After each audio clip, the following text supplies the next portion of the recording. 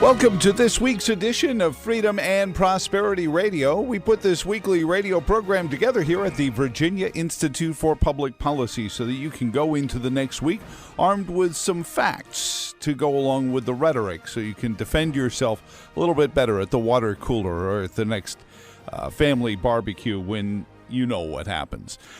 You can find out more about us at our website, tertiumquids.org, and you can get previous archived versions of this program in our podcast channel on YouTube. Search Freedom and Prosperity Radio. New book coming out, By Hook or By Crook. Martin Wooster is a senior fellow with the Capital Research Center, but more importantly, the author of that book, and it's about the Clinton Foundation. Martin, welcome to the program. How are you doing this weekend, sir? I'm fine. Thanks for having me. Thank you very much. You know, you'd think that more would have been done about this. What is it about the Clinton Foundation that seems almost taboo for people to look into, to cover? Is it money? Is it fear? What has kept the media from scrutinizing the foundation? I think the reason why I have the only book on the Clinton Foundation is that it's an incredibly complicated story. There were 16,000 pieces written about the Clinton Foundation in 2016. And I can't say I've read all of them, but I read most of them. I think it's also the case that there have been sort of a few stories about it, like Uranium One or things like that. But the whole general sleazy nature of the foundation really hasn't been discussed. And I can assure you that when you read my book, you'll think that what the Clinton Foundation was doing and how they dealt with their donors was pretty creepy. Now, this is apolitical. This is really about the operation of a nonprofit. If I understand the way the book is looking to me, anyway, and correct me if I'm wrong. Yes, I'm trying just to get the record straight about facts about the Clinton Foundation and its donors. I try to look at every piece of rumor about the Clinton Foundation and try to determine whether it's true or not. I'm also try to make sure that the Clinton Foundation is something that anyone interested in philanthropy should be bothered about, not just conservatives. Well, and that's sort of, my curiosity, and I'm appreciative of the book you've put out. Before we get too far into it, I'm sure the listeners are saying, hey, when, where, how? When does the book hit the bookshelves electronically and physically? I wish I knew. Okay. I don't have an answer to that. All I can say is sometime this fall. Okay, well, be watching for it. And capitalresearch.org, I think, is the best place to go to and follow them as well. And you'll probably get the heads up as well as anything. So we've heard, and maybe I'm unique because of my position in the media, but certainly I remember chronicling some of the stories about low pass-through rates and amounts of money that went beyond what most nonprofits would pay executive staff and even all the way through Bill and Hillary Clinton. How much of that was fact and how much of that was political name-calling? I think a lot of it was people not understanding that the Clinton Foundation is not a grant-making foundation. It's something that supports its own programs. Okay. I think a lot of people, and that goes right up to Rush Limbaugh, looked at it and said, wait a second, aren't foundations supposed to spend a certain amount of money on grants? And they didn't find any grants. And they could. That's not the issue. The issue is what sort of favors the Clintons gave to their donors. And if you'd like, I can tell you the sleaziest grant that I think the Clinton Foundation gave. Well, I don't want to steal it from the book, but certainly I'd like to hear it right now. You've got my interest on it. Well, let's just say it. All right, I think you're right. I think I'll save that for the book, but I'll just say it occurred in 2015, and what it just showed was that the Clintons have always operated on the principle of what can we get away with, mm-hmm. and they thought they could get away with quite a lot because the Clinton Foundation was so important that people shouldn't be bothered about all the questionable people who were donating to the foundation. This is Christopher Hitchens' line, but it's a good line. He said that every oligarch in the world had the Clinton Foundation's phone number, and I think that's true. Now, is this sort of societal laundering? If I give money to this foundation, then maybe I'll be forgiven some quote-unquote sin of either societal or political misdeed? It was a lot more about if I give money to the Clinton Foundation, particularly when Hillary Clinton was Secretary of State, can I buy access? Okay. The Clintons were very careful to make sure that, the quid pro quo was never explicitly stated. But it was fairly clear that's why a lot of questionable people were donating to the foundation. In the excerpt that's appeared online, I discuss a donor named Sant Chatwal, who was the head of Indian Americans for Hillary Clinton, and who subsequently was convicted of various campaign finance crimes. Oh. And his emails, which were released by Judicial Watch, made very clear the reason he was donating, the reason he was courting Huma Abedin, who's a key figure in all this, was just saying, okay, I've paid. The rule in life, he said somewhere else, is if you want to meet politicians, you got to pay up. I've paid up. Where are my visits?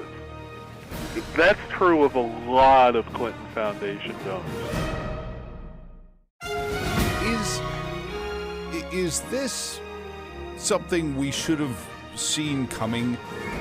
If we go back all the way to Whitewater, or the allegations of Whitewater, where the Clintons and the McDougalls and Rose Law Firm were using the governor's office, allegedly, to prop up and pump up a land deal.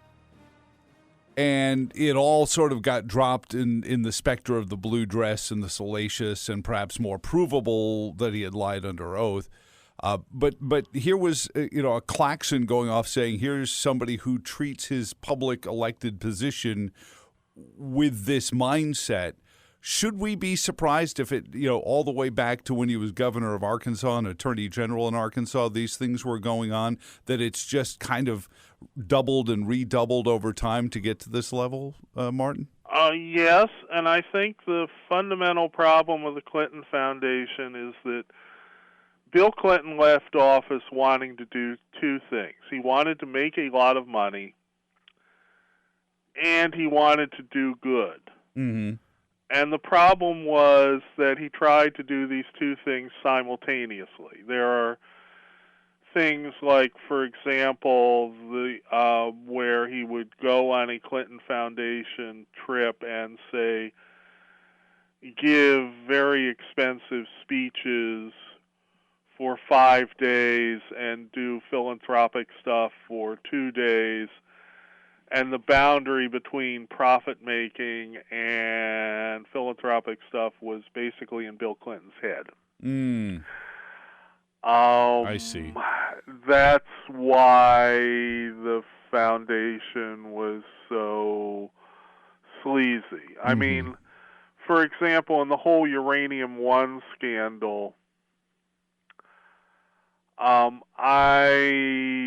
question a lot of it. What can't be questioned is that a month before the Russians were allowed to buy into Uranium One, Bill Clinton gave a speech in Moscow for which he got $500,000 and for which he was personally praised by Vladimir Putin. Mm-hmm. So you could say, well, there obviously is no connection, and I don't think so. Yeah. Well, and I wanted to, and I certainly think that the TMZ host in me wants to go and see if there's anything about Jeffrey Epstein in this, sordid tale. Yeah, I can answer that very simply. Jeffrey Epstein gave one grant of $25,000 to the Clinton Foundation. He allowed Bill Clinton to use his jet in 2002 on a tour of Africa. Bill Clinton went to Jeffrey Epstein's island in the Virgin Islands 23 times. There are flight records that prove it. Mm-hmm. He was not on Clinton Foundation business, and I cannot speculate on what. Maybe he just wanted to work on his suntan. Who knows? But that's the connection between the Clintons and Epstein. Well, I'm glad that you helped me get that out of the way, because that was one of those that if I didn't ask it, I'd be hit for it, and if I did ask it, I'm probably going to get hit for it as well, saying, "Why are you going there? There's so much more dastardly deed going on with this." Which is the one that's in the news. Sure, but the access is what really troubles me. So I don't know where the boundary is. You mentioned that the boundary was really in Bill Clinton's head. Is there a way to quantify that, Martin, from where you sit anyway? I think the thing is that you need to look. Let's talk about Hillary Clinton for a second. Sure. Hillary Clinton gave a lot of speeches to colleges and universities between the time she left being Secretary of State when she started running for president. Mm-hmm. She gave one to the University of Miami for $250,000. The president of the University of Miami, Donna Shalala, who was in the Clinton administration, said that they somehow got the grants from mysterious donors who she wouldn't identify. So money came to the university. And then Donna Shalala suddenly becomes Clinton Foundation CEO. My. Yeah. Coincidence. But yeah, it's something where she gives a lot of speeches for mid to upper six figures. The schools all say it all came from private funds. A few students get in and sit in the upper decks of the stadiums or wherever. And it's just sleazy. After she left office, she gave her fees dropped by one digit. She gave a speech at Rutgers and only charged $25,000. So I think the premium was $6,000. With Bill Clinton, he just, the problem also is that the Clinton Foundation has no endowment. So the endowment was Bill Clinton giving a lot of speeches and Hillary when she could, and occasional grants from other foundations, most notably the Gates Foundation. But it's because they had no endowment is one reason why Bill Clinton was continually hustling. Is that and I'm no prosecutor, but I know a lot of them professionally, not that I've been chased by them. It almost sounds like, especially in the case of the Miami speech, aside from the Donna Shalala part of it, it almost sounds like campaign money laundering, where I can give a big contribution to the Clinton campaign in the way of donation to the University of Miami, which then they give to Hillary Clinton in a lump for her speaking that then she lends to her campaign. And now, nobody knows who gave what to the Clinton presidential campaign because it's been, for lack of a better term, laundered through this process. Yes, and there's also the issue of foreign governments giving money to the Clinton Foundation while Hillary Clinton was Secretary of State. And those are the ones we know about. Never mind if they gave, big money to the University of Miami and then it got to Hillary anyway. Right. Those I couldn't track. Right. Yeah, money laundering is that, but it's also something where the basic foundation of philanthropy is trust. You say, I give money to a foundation because I want it to do good things, and the foundation then goes off and does good things. A lot of the times what people donated to the Clinton Foundation for was some sort of favor or access or who knows what. But these were people. And Bill Clinton would happily show up at third world oligarchs' headquarters, do ribbon cutting and things like that. There were boundaries. One of them was there were some attempts by North Koreans to get Bill Clinton to give speeches. Wow. The North Koreans were working with Hillary Clinton's brother, Hugh Rodham. I do not know why Hugh Rodham knew North Koreans. They sort of said, well, that's not a good idea. Bill Clinton was also offered $750,000 to go to the Congo. But he had to have his photo taken with the dictator of the Congo and the dictator of Congo Brazzaville. And he decided that really wasn't a good idea. But he had his photo taken with people who were questionable. It is not on that level. So there were a few standards. Let me go this direction. Martin Wooster, a senior fellow at the Capital Research Center and author of the soon-to-be-released book By Hook or By Crook about the Clinton Foundation. I want to go the other direction, though, into some of what the Clinton Foundation does or was supposedly doing, because I think that's some of the shield that Bill and Hillary used was look at the good work. Well, I can say the best source for this, just to prove that I'm nonpartisan, was an investigation by ProPublica, which is a left-wing outfit. Oh, yeah.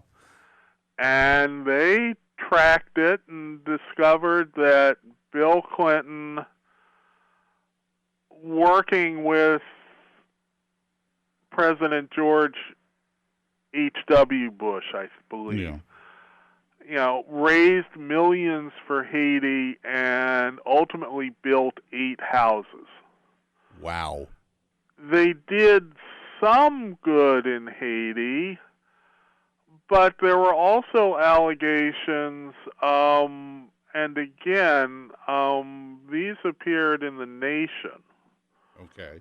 So people who say that, the left was really concerned about that they used a lot of shoddy materials, questionable donors, and I think ultimately in Haiti they spent a lot of money and didn't get the job done. That's basically the problem.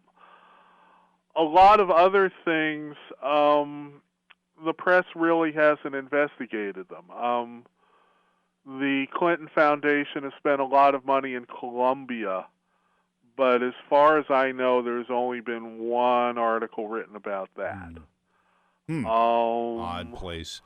The press was very eager to fly around the world with Bill Clinton and engaged in photo ops.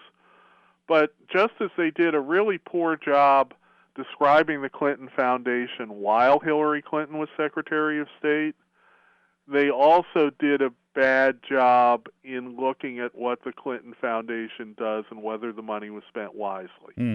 Yeah, it's like a blind spot almost, Martin. Do Bill or Hillary take a salary from their position? Do they have a technical title? You mentioned Donna Shalala as their CEO. Bill Clinton, he doesn't take a salary. He especially didn't take a salary after Hillary Clinton declared for the presidency in 2015. Chelsea Clinton is vice president of the Clinton Foundation and is currently the chief voice for the Clintons on the foundation. Yeah, she seems to be the... Hillary, I think, right now has some sort of nebulous relationship with them, but it's not an official one. What is the future? I mean, because everything involving the Clintons and I presume the Trumps after that, everything has become so partisan. Can there be an honest investigation? You mentioned ProPublica went after the foundation for a while. How do we get to the bottom of some of this without it just being, what did Hillary once call it, the vast right-wing conspiracy? I think just, what my book tries to do is just stick to the facts. I don't engage in speculation, and I tried very hard to put down rumors when I find them. One of them, if you'd like, sure, I can explain, has to do with former FBI Director Louis Freeh. Oh, okay, sure. In his memoirs, Louis Freeh says that in 1996, King Abdullah went to Washington and they rented out the entire Hay Adams Hotel. And this place is so ritzy, I've been in there twice, and I don't think I could afford to go there a third time. It's really... In any case, he rented the entire hotel. And Louis Freeh claims that Bill Clinton tried to, that they were involved in Middle East negotiations, and that Bill Clinton, while he was president, said that Clinton tried to hit King Abdullah up for a donation in the Hay Adams Hotel. But I point out that Freeh was not present for this conversation, and there are no other sources. That's all I can say. Okay. I mean, I think that if you just stick to the fact, and especially, I think the Clintons are very careful about this. Everybody is looking for the document where Hillary Clinton says, "Dear Russians, here's your uranium. Thanks a lot." Yeah. No, they don't write those down. I do not believe that Hillary Clinton or any member of the Clinton Foundation will be prosecuted for anything. And even if they did, the statute of limitations is gone. Therefore, all the rants of lock her up, well, I don't really discuss the issues of emails that don't involve the Clinton Foundation, but that's sort of a specious chant. She's not going to be locked up. No. That being said, you can just point out the basic Clinton Foundation sleaziness and how their sleaziness casts a shadow on all foundations. So yeah, and it's just a good and one thing I point out is when the Clinton Foundation started, I gather Bill Clinton and Jimmy Carter don't like each other. Really? I think there's a lot of evidence of that. Okay. Jimmy Carter created the Carter Center. I've never heard of any of these problems with the Carter Center.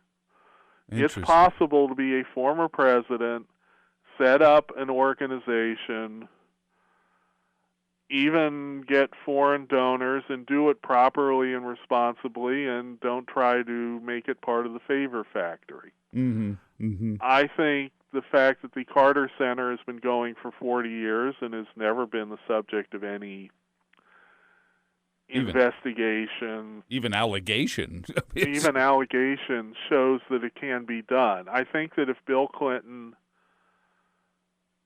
had toned down his ideas of what to do with the Clinton Foundation and really made sure that the firewall between his personal enterprises and the foundation was made of titanium, mm-hmm. I wouldn't have had a book, but he didn't do that, so I have one. Martin Wooster at the Capital Research Center, capitalresearch.org. Follow there, get with their social media so that you know when the book comes out soon for this fall, By Hook or By Crook. Thank you so much for taking a little extra time. It's a fascinating story, and I really love your approach to it being, nonpartisan. Just here is what we've been able to unearth, whether it be due to just a dearth of protection or just a wealth of material that some of it was bound to find a crack somewhere. I really appreciate the way you've laid it out. Thank you very much. And we'll be right back on Freedom and Prosperity Radio with Lindsay Burke, Director of Education Policy at the Heritage Foundation, on school choice next.